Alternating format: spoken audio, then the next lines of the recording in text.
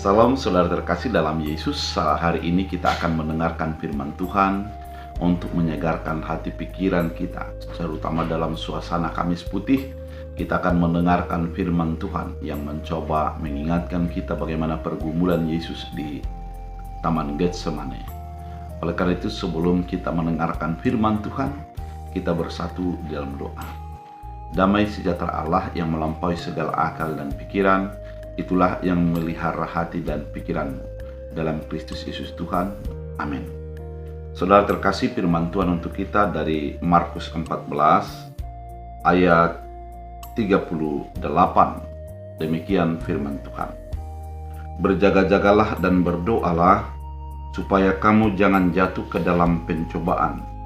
Roh memang penurut, tetapi daging lemah. Demikian firman Tuhan.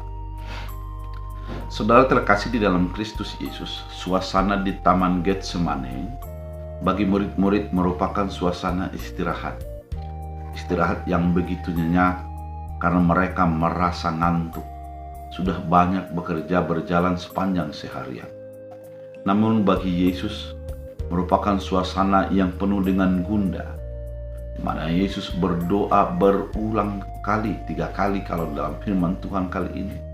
Dia bersujud dan memohon agar cawan dilepaskan daripadanya. Namun kehendak Tuhanlah yang terjadi. Setelah Yesus berdoa, ternyata Yesus mendapati murid-muridnya masih tertidur. Mereka dikuasai oleh dagingnya, kengantukannya, rasa lelahnya. Dan kemudian Yesus kembali juga, dia melihat masih muridnya demikian. Maka Yesus mengungkapkan kalimat dalam ayat ini, berjaga-jagalah dan berdoalah. Roh memang penurut, tapi tubuh lemah. Saudara terkasih di dalam Kristus Yesus, kalimat yang begitu indah mengingatkan kita betapa roh menjadi menuntun kita dalam kelemahan kita. Betapa roh itu adalah menjadi kekuatan orang-orang percaya dalam menghadapi berbagai persoalan dan pergumulan kehidupannya. Namun tubuh manusia adalah tubuh yang lemah, yang terkadang menjadi dikalahkan oleh roh itu. Mengalahkan roh yang ada bagi kita. Oleh karena itu, saudara terkasih, kalimat dikatakan berjaga-jaga dan berdoa merupakan sebuah resep yang paling mujarab dalam menghadapi pertentangan kehidupan ini, yaitu berjaga-jaga. Berjaga-jaga kalau di dalam firman Tuhan yang lain diingatkan bahwa kita harus berketopang kebenaran, berikat pinggangkan keadilan, dan berbagai hal yang dilakukan sebagai orang percaya, sehingga dia dapat meluputkan, menaklukkan si jahat. Saudara terkasih di dalam Kristus Yesus, tantangan dan persoalan hidup tidak akan terlepas daripada kehidupan setiap orang. Namun perbedaannya, orang percaya dia akan tetap siap siaga.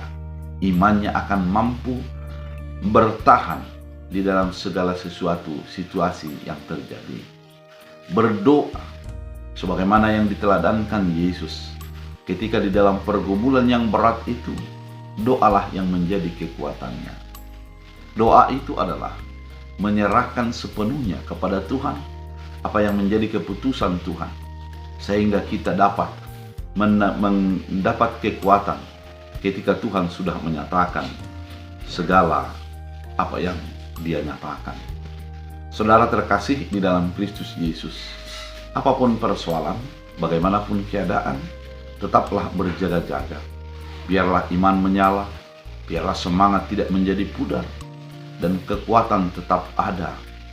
Dan berdoalah, doa akan menjadi memberikan sebuah jalan keluar dalam hidup kita. Doa akan menjadikan kita kuat dan menjadi kokoh dalam persoalan yang terjadi.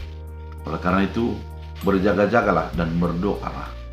Apapun keadaanmu, teladanilah Yesus, di mana Dia selalu berdoa dan berjaga-jaga, tidak menjadi dikuasai oleh keinginan daging, karena roh Tuhan menjadi tetap menuntun dalam kehidupan. Saudara, biarlah rohmu tetap menyala dan engkau tetap berjaga-jaga dan berdoa. Kita berdoa. Terima kasih Tuhan atas firman yang begitu indah, mengingatkan kami untuk berjaga-jaga dan berdoa. Jadikan kami menjadi pelaku firman, sehingga kami tetap dekat dengan Tuhan. Dalam Kristus Yesus. Amin. Tuhan Yesus memberkati.